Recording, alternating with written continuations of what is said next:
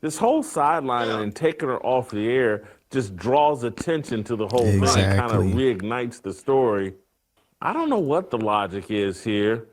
Her reputation, she's kind of a laughing stock. She's an anchor for that show now that her reputation's been that destroyed. Boy, I don't know if I have a great theory on what they're thinking here. Jason Whitlock talks about Fox sidelining Joy Taylor. Check out what he had to say, and then I'll come back with my comments. An interesting choice of words I'm about to talk with you about.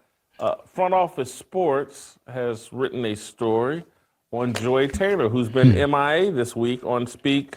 Not She Speak gone. for Yourself anymore. It's just called Speak. But Front Office Sports writing, Taylor missed the shows because she was sidelined by the network, sources told Front Office Sports. The apparent infraction that Interesting. led Taylor to be off the program for at least 4 days was not immediately known. A spokesperson for Fox Sports declined to comment, and a spokesperson for Taylor did not immediately respond to a request for comment. I wonder why. Steve, Joy Taylor, you guys know her. She's got big cans, a big rack. She's got peanut butter skin. Classic. You guys, you know the deal.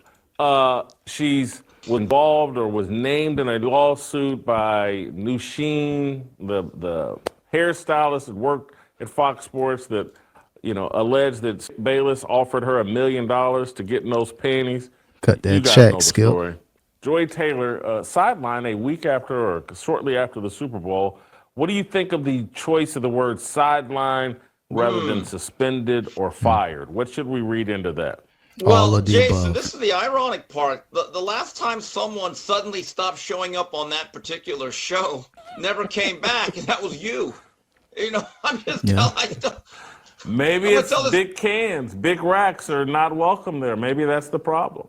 Yeah, it's interesting. So yesterday, on my timeline, people started tweeting back at me Jason Whitlock memes again. And I go, wait, what's going on here? Yeah, I don't know what's going on with Joy Taylor. I don't know if the investigation is starting to pick up with the whole lawsuit thing with Skip named and Joy Taylor. But for her to be sidelined, but they're not calling it a suspension, something going on with Fox and FS1. There's a lot of stuff going on behind the scenes. I know Skip, he's not on television anymore, so he's going to continue to produce his content on his YouTube channel. Think he had something with Barstool. Don't know if that's still going on, if he was working on a podcast, but you know how Skip is. He gonna keep uploading his content. He's in denial right now. He not gonna speak on it, and he's standing on business. With Joy Taylor, I think she lost the podcast, or it's not going on with Taylor Rooks anymore. So yeah, Joy, you in trouble. Don't know what's really going on, but to be named in that lawsuit and you're still being able to be on television, if this was a dude, this wouldn't be happening right now. Would have been fired. I mean, you've probably gotten them already. I was like, oh, so that happened. Yeah. So that happened. So I'm not going to lie to you, Jason. I thought she had weathered the storm. Me Think too. about it. It was a big story in early to mid-January. Mhm. Everyone, including ourselves, talked about it. It was the biggest story in sports media for at least, 2 weeks. And I have a theory about the news cycle. If you can survive the opening salvo, Yeah. and you just keep at it, the attention fades, it goes away, and then people go on to the next story. That's what I was saying with Skip. He's producing content. He's not stopping. We seen Skip at the height of the playoffs when Buffalo was playing, Kansas City, everybody. Like weeks after the allegations came out in the lawsuit, he's still producing content. People in the comment section trolling him, talking about 1.5, paying for the box allegedly. You know, he doesn't read his comments. He still leaves them available. So shout out to Skip. Don't know what the true story is. We just know the allegations, but he's pushing forward. With Joy Taylor, I thought by her being a woman, a black woman, she was going to be able to weather this storm at least until, this allegations and lawsuit picks up like it's doing now. But again, we don't know the true story of why she was suspended or the leave of absence, whatever Fox and FS1 is trying to call it. But son ain't right. But she almost weathered the storm. And there's a part of me that thought that had actually happened with Miss Taylor. Yeah. Because to be perfectly blunt, I hadn't even thought about this story since the last time you and I talked about it here on Fearless. That was at least, a month ago? Mm-hmm. So now to suddenly pop up, this is what I think. This is just a theory, and I have no inside sources there. They did their due diligence. Fox was going to say we're going to be loyal. We're going to see if this is all just a lot of nothing, and we're going to try to see if we can survive this. But maybe there's enough smoke that they decided, you know what, this is a fire. Well, my understanding is that Joy is in a bit of a contract jam. I think that her contract expired or expires at some point, and it was up in the air whether they wanted to renew her contract. And that this controversy actually put her in a better position. That because in terms of getting renewed and being retained, because if they let her go, does she become an out-of-the-closet adversary and the lawsuit mushrooms? And she does make these accusations, not just about Charlie Dixon, but about the entire culture. And so maybe they just want to hold on to Joy until this thing really, really blows over. That's interesting. If she's in a contract dispute or her contract is winding down and then she's named in this lawsuit, all the allegations, I don't know if that's a true benefit for her, because if she leaves Fox and they decide not to renew the contract, but the lawsuit is still active, no one's going to touch her. ESPN, CBS, any type of independent or major streaming platform that's, hosting sports content, I'm not sure she's going to be able to get a job right now. So she's going to have to go fully independent. And we've seen with that podcast, it doesn't look like it's working out. She hasn't posted a podcast in a while now, so she kind of needs mainstream media, mainstream television, because I don't think she's able to do it on her own. Regardless, her brother is Jason Taylor. So what? Doesn't really matter at this point. That's not really going to get you anywhere in sports with these allegations. So she better hope that she's able to retain that contract and try to get something new, because if she leaves Fox with these allegations, true or not true, it's still going to be a stain on her record. Until they can resolve the deal with the Nusheen, until they can, and the Julie Stewart-Binks jumped into this. Maybe they want to resolve all of this, and so maybe they're just kicking they got to do something, and so they're sidelining her. But it don't make sense though. Through this whole sidelining and taking her off the air just draws attention to the whole thing, kind of reignites the story. I don't know what the logic is here. Her reputation, she's kind of a laughingstock. I don't think she's an anchor for that show now that her reputation's been that destroyed. I don't know if I have a great theory on what they're thinking here.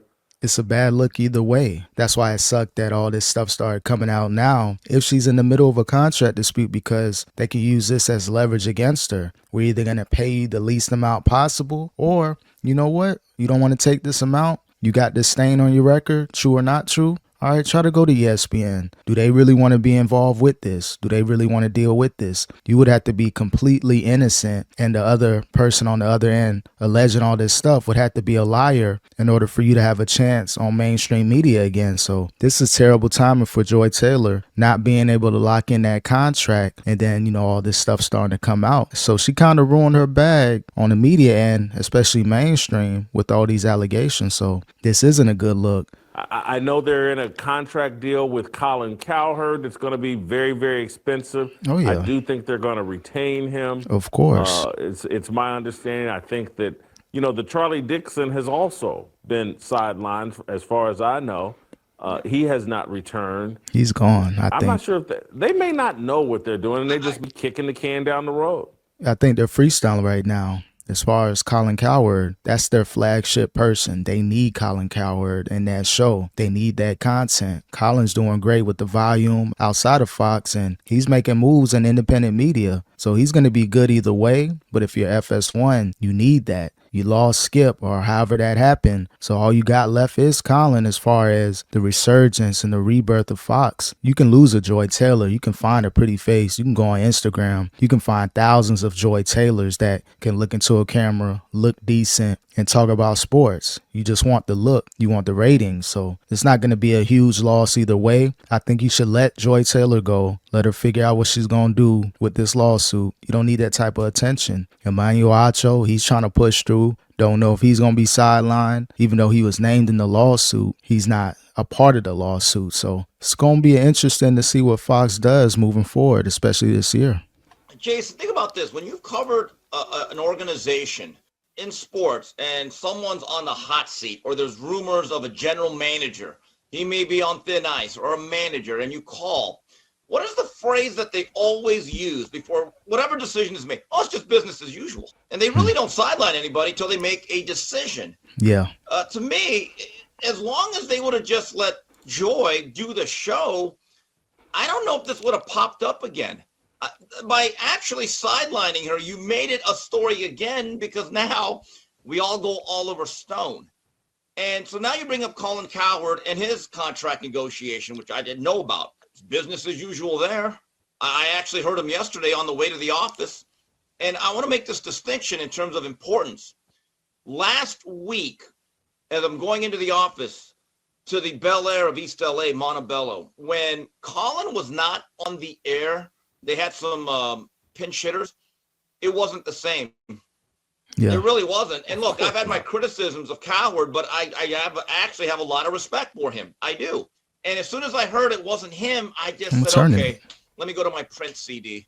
Yeah, I still have those, by the way. Good point by Steve Kim. Just as far as, Joy Taylor bringing attention to this lawsuit, why sideline her now? Why not sideline her at the height of the allegations and the lawsuit when she was going viral, when Fox and FS1 was going viral? That's when you sideline her. Whatever you got to do to pay her, especially if she's in her contract year, you wouldn't have to pay her that much if you went ahead and just, go ahead and take a few months off. You're still going to get your check. It is what it is. If you want to negotiate and talk with other networks, be our guest, have fun, do what you got to do, put out your own content. But to do it, a month or two after the allegations, when things were slowly starting to die down, especially on social media, the memes are still there, but it wasn't like it was a few months ago when this first hit the scene. So I think FS1 and Fox, they dropped the ball. They don't really know what to do right now. Don't know if they have new management that are making decisions, HR, but it's still a bad look either way. I think you should have just sidelined her or fired her or whatever when this first happened, especially if she's in a contract year. And as far as Colin Cowherd, yeah, that's why you need him. You don't want to lose that type of talent. A lot of people not tuning in to Fox and FS1 if you don't got Colin Cowherd. Those other shows like Speak and The Facility or whatever that stuff is, not a good look. Those shows will get canceled and Colin will move forward if he stays with Fox. But now, yesterday, when Colin was back for my 25-minute drive in off the 60, you tune in. Listened to it. Now, with Joy Taylor, if they suddenly got another pretty face to stick in there with Keyshawn, Paul Pierce, and Michael Irvin, I don't know if that show really misses a beat, does it? I don't think the show has a beat. I know what I'm talking about. It has a heartbeat. I mean, just keeping it real. So it's that's not blast. Yeah, it's that's just a not filler. Blasting any of those guys. Personally, I don't. My position. I'm sorry for saying this because it makes me seem arrogant. But when I left, I was like, okay, this show has died. They're not gonna. You can't resuscitate it. And I'm not sure if they have any interest in resuscitating it because I don't think they have a true desire for that time slot or that show to be successful.